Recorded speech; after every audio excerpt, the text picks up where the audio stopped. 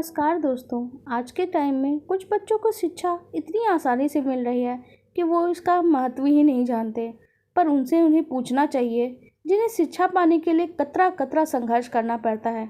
और आज की कहानी ऐसी ही एक लड़की की कहानी है। तो हम कहानी शुरू करते हैं। अचानक उसकी आवाज़ कान में गूंजी। बहुत शौक था ना साइंस पढ़ने का, देखते हैं अब क्या करती है बहन जी। हाँ हाँ, यहाँ से 150 बच्चों में टॉप क्या कर लिया, खुद को झांसी की रानी समझ बैठी। तभी दूसरी तरफ से आवाज़ गूंजी, राहुल अब दो ही ऑप्शन है इसके पास, या तो यहाँ आर्ट्स लेके पढ़ेगी या 15 किलोमीटर रोज़ धक्के खा के टाउन जाएगी साइंस पढ़ने। देखते हैं इसके बाप में कितना दम है, खुद का गुजारा तो मुश्किल से चलता है, बेटी को क्या पढ़ाएगा। इतना कह के वो दोनों जोर से हंसे और एक भद्दा सा जुमला उछाल दिया उसने स्नेहा को देखकर। स्नेहा कुछ नहीं बोली। या तो कोई एक दिन की बात हो तो जवाब दे। रोज रोज के इस पचड़े में कौन पड़ता है, उसे पढ़ने लिखने से मतलब रहता। वो बेकार की बातों में बचपन से ही ध्यान नहीं देती थी। कौन क्या कह रहा है, क्या सुन रहा है, इससे क्या फ़र्क पड़ता है। जब कोई उसे हाथ ना लगाए तब तक उसे किसी से भिड़ने की ज़रूरत नहीं महसूस होती थी। हाँ, एक बार किसी ने उसे छू लिया तो फिर वो शेरनी हो जाती थी। इसके बाद मजाल है कोई उसकी तरफ आंख उठाकर भी देख ले। उसे ही वह किस्सा याद है जब एक बार किसी विधायक के बेटे ने उसे ज़बरदस्ती अपनी गाड़ी में उठाने की कोशिश की थी और उसने अपने बालों में लगी चिमटी उसकी आंख में घुसेड़ दी थी, जिसके बाद वह चीखता चिल्लाता भागा था और स्कूल में आके प्रिंसिपल को धमकाने लगा था। बस यही कहा था उसने कि मैं देख लूँगा वह स्कूल कैसे चलता है। मेरे बाप के सामने क्या औकात है तुम्हारी इस डोनेशन पे चल रहे स्कूल की। सभी अनुदान बंद ना कराए तो मेरा नाम भी आदित्य कुमार नहीं। इतना सुनते ही स्नेहा ने कहा था, जाकर अपने बाप से कह देना तू लड़की छेड़ रहा था और आज किसी ने तेरी आंख फोड़ दिया है। और हाँ, अगर अपनी माँ का दूध पिया है तो सामने आकर हाथ उठाकर देख। तेरे हाथ तोड़ के इसी पेड़ पे ना टांग दिए तो मेरा नाम भी स्नेहा नहीं। एक बार बदनामी हो गई तो तेरे खानदान की 3 पीढ़ी चुनाव नहीं जीत पाएगी। हट सामने से कमीने। और इसके बाद किसी की हिम्मत नहीं हुई थी उस कॉलेज की किसी लड़की पे आंख उठाकर भी देखने की। किसी छोटे से कस्बे में होने वाली ये घटना आम घटना है जो रीजनल न्यूज़पेपर से आगे नहीं बढ़ती। लोग कहाँ तक देखें ऐसी खबरें। हाँ, घर वालों ने इस खबर के स्थानीय पेपर में छपने के बाद स्नेहा को बहुत समझाया था, देख बेटी ऐसे गुंडों से मुंह नहीं लग, इनके पास कोई काम तो है नहीं, पर तुझे पढ़ लिख के माँ बाप का नाम रोशन करना है।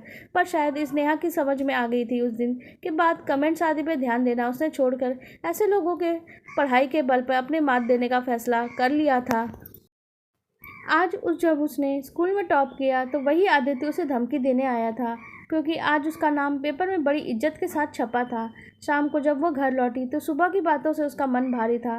वाकई वो आगे की पढ़ाई कैसे करेगी यह सोच के परेशान थी। उसकी माँ ने कहा, माँ मुझे साइंस कॉलेज में एडमिशन लेना है। माँ से कहा। माँ चुप हो गई। उसे पता था घर से 15 किलोमीटर दूर भेजना आसान काम नहीं है, वह भी रोज़ का आना जाना। कस्बे के हालात किसी से छुपे नहीं थे। आए दिन छेड़छाड़ की घटनाएं, बदनामी, फिर जरा सा कुछ हुआ नहीं कि बात का बतंगड़ बनते देर नहीं लगती। इसके बाद मोहल्ले में सिर उठा के जीना मुहाल हो जाए। एक बार झूठा दाग भी लग गया तो शादी ब्याह सब मुश्किल। फिर सारी गलती लड़की की, चाहे बेचारी ने कुछ किया हो चाहे ना किया हो। मगर नहीं, असली समस्या तो बेचारी हो जाना है। खैर वो बोली, ठीक है बेटी तू एडमिशन के लिए फॉर्म भर दे, उसके बाद देखते हैं कैसे क्या करना है। हाँ, मैं तेरे पापा को बोल दूँगी, वो कल ही फॉर्म ले आएंगे। स्नेहा खुश हो गई। चलो कम से कम आगे मनचाही पढ़ाई तो कर पाएगी। पर उसका सपना था ट्रिपल आईटी में एडमिशन लेके कंप्यूटर इंजीनियर बनने का। जब से उसने एक प्रतिष्ठित अखबार में वहाँ से पास होने वाले स्टूडेंट का पैकेज देखा था, उसे अपनी ज़िंदगी बदलने की जिद सवार हो गई थी। उसकी आज की ज़िंदगी और सपनों की ज़िंदगी के बीच एक छोटी सी छलांग चाहिए। एक बार अपने ड्रीम कॉलेज में पहुँच गई तो आगे का सफ़र बहुत आसान है। इतनी सी बात उसे समझ में आ गई थी। मगर नहीं, ज़िंदगी इतनी आसान नहीं होती जितनी दिखाई देती है। जो आसानी से पूरे हो जाते हैं वो सपने भी सपने नहीं होते। रात जब माँ ने स्नेहा के पापा से कहा, सुनो कल स्नेहा के लिए साइंस कॉलेज के फॉर्म लेते आना, उसके नंबर बहुत अच्छे आए हैं और उसे एडमिशन भी आसानी से मिल जाएगा। इतना सुनना था कि पापा के तेवर बदल गए। अभी सुबह तक जो पापा बिटिया के गुण गा रहे थे, वो पेपर में नाम छपने पर इतरा रहे थे, अचानक कुछ और ही नज़र आने लग गए। पापा ने कहा, सुनो स्नेहा की माँ, क्या करोगी वहाँ जाके? यही कॉलेज में आगे पढ़ लेगी। तुम तो जानती हो उतनी दूर रोज़ जाना आसान नहीं है। फिर टेम्पो की धक्का मुक्की, बदमाश लड़कों की छेड़छाड़ रोज़ कौन झेलेगा? मगर यहाँ कॉलेज में साइंस नहीं है और स्नेहा साइंस पढ़ना चाहती है। उसकी माँ ने कहा, अरे पढ़ाई वढ़ाई होती रहती है, साइंस और आर्ट्स में क्या फ़र्क है? और हमें कौन सा डॉक्टर इंजीनियर बनाना है उसे? 12th करे, फिर ग्रेजुएशन में एडमिशन ले, अच्छा लड़का देख कर शादी कर देंगे, पापा बोले। स्नेहा सब सुन रही थी। उसे लगा या तो वो घर छोड़कर भाग जाए या कहीं डूब मरे। आज उसे अपने पापा पे भी अजीब लग रहे थे।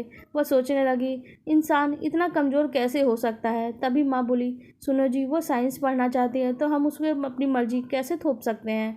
पापा थोड़ा सख्त हो गए।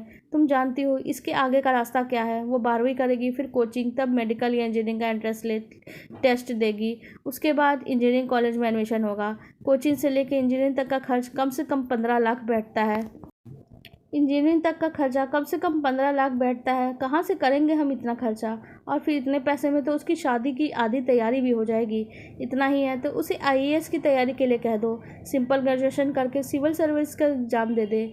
माँ को काफ़ी गुस्सा आ रहा था। यह सुनकर वो बोली, खर्चे की चिंता तुम मत करो, मैं अपने गहने गिरवी रख दूंगी, बस तुम फॉर्म ले आना। मगर पापा कहाँ इतनी जल्दी हार मानने वाले थे। इतना सुनते ही बोले, सुनो, तुम कुछ दिन से मायके चली जाओ, तुम्हारी तबीयत भी ठीक नहीं लग रही है, और हाँ, स्नेहा भी कुछ दिन घूम आएगी, तब तक सब कुछ ठीक हो जाएगा। इतना सुनते ही स्नेहा को रोना आ गया। उसे लगा अब सब कुछ बस ख़त्म ही हो गया, क्योंकि यह पापा के तुरुप का इक्का था। इस धमकी के बाद माँ चुप हो जाती थी। नानी के घर जाने का मतलब माँ की घोर बेइज्जती। फिर पापा माँ को लेने नहीं आते और मामा से लेकर नानी तक, यहाँ तक कि अड़ोस पड़ोस तक माँ को ताने मारने लगते। फिर 4-5 महीने में मान मनोवल के बाद पापा बड़े शान से विजयी भाव से आते और माँ को उनकी हर बात मानते हुए वापस लौटना पड़ता। लेकिन इस बार माँ कुछ नहीं बोली, बस इतना कहकर चुप हो गई, मैं नहीं चाहती स्नेहा की ज़िंदगी मेरी तरह बर्बाद हो। तुम रहने दो, मैं देखती हूँ क्या करना है। और हाँ, मायके मैं नहीं जा रही हूँ। उसके बाद स्नेहा की पढ़ाई के लिए उसकी माँ ने भी बहुत संघर्ष किया। आपको हमारी ये कहानी कैसी लगी आप कमेंट सेक्शन में ज़रूर बताइएगा, और साथ ही वीडियो को लाइक कर दीजिएगा और हमारे चैनल को सब्सक्राइब कर लीजिएगा। धन्यवाद।